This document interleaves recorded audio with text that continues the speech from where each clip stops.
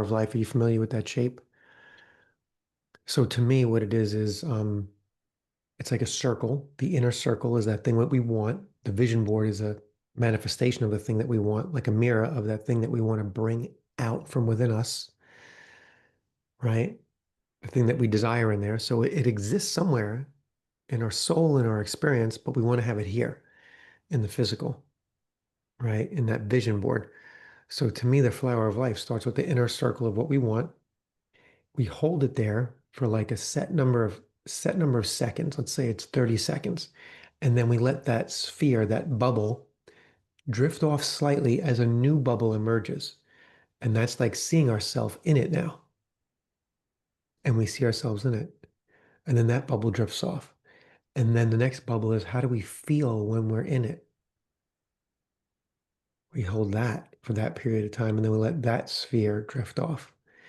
And to me, it's like blowing bubbles, like when you were a kid. And you see, just like the snow globe, when the dust settles and you could see the image clearly. So you let it settle till you see it clearly, and then you let it slowly fade. So the next bubble comes up. And I believe the flower of life is 18 circles, if I'm not mistaken. It might be a different number, but I thought it was 18. So you see how this thing is building in space. And if you go even deeper into the self, you are blowing bubbles from your pineal gland through your third eye into reality. And you're breathing and receiving sunlight as you're doing that. And you're seeing it perfectly. That first sphere, blowing it right through that creative circle of the third eye and seeing the bubble in reality. And then it fades it a little bit further and you blow the next one. What does it look like with me in it? What does it feel like when I'm in it? What does it look like just before that? That bubble fades. Just in that moment, that bubble fades. After that, that bubble fades. What does it look like for the rest of my life with that? Because it's anchored in my life. And I always have that.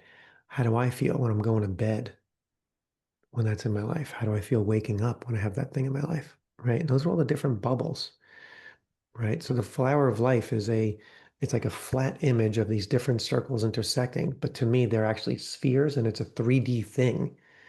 But they didn't know at that time, they couldn't make this 3D object. In But throughout antiquity, there's this image of a person with a pine cone in front of the forehead. This is all over the place. Sumeria, Egypt, many other places too. So the pine cone, if you hold it, it's very similar to these circles. If you're looking at it not like the cone this way, but you're looking at it straight on, right? It's almost like it has a very similar pattern. So that's what I feel is happening. It's activating from the pineal gland, and you're just blowing the bubbles of the vision that you see, your vision board, right, in the different ways, and you're holding it.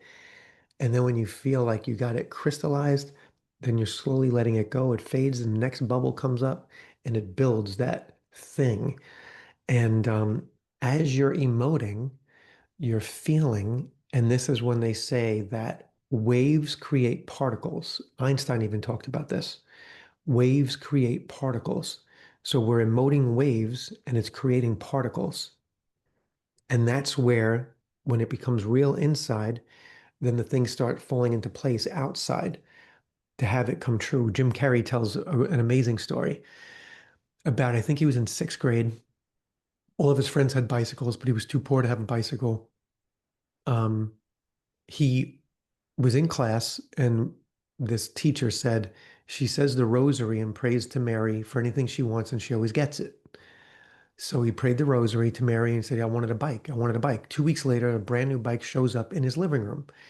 And his dad's like, one of your friends brought it over. And then he went to that friend and he said, how did you get this new bike for me? And he goes, 2 weeks ago, I was walking past a bike store and it said raffle in the front. And I put your name down in the raffle and you won the bike.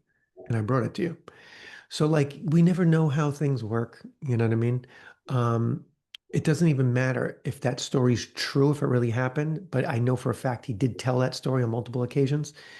especially in the beginning of his career when he was talking about how he manifested his career. He also walked around with a $10 million check in his wallet for a number of years before, but his first big check was for $10 million, was his first big movie.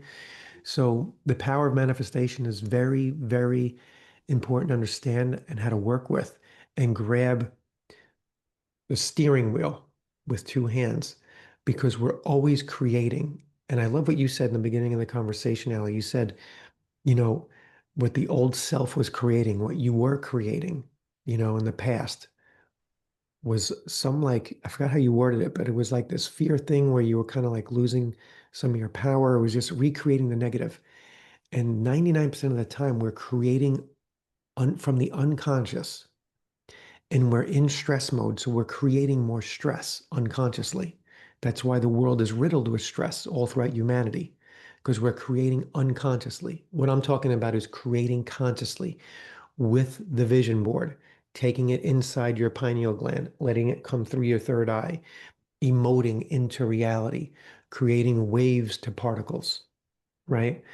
And then taking action. Because the way the universe works, it'll send you a lightning bolt of inspiration. And if you act on it, they'll continue to send you that.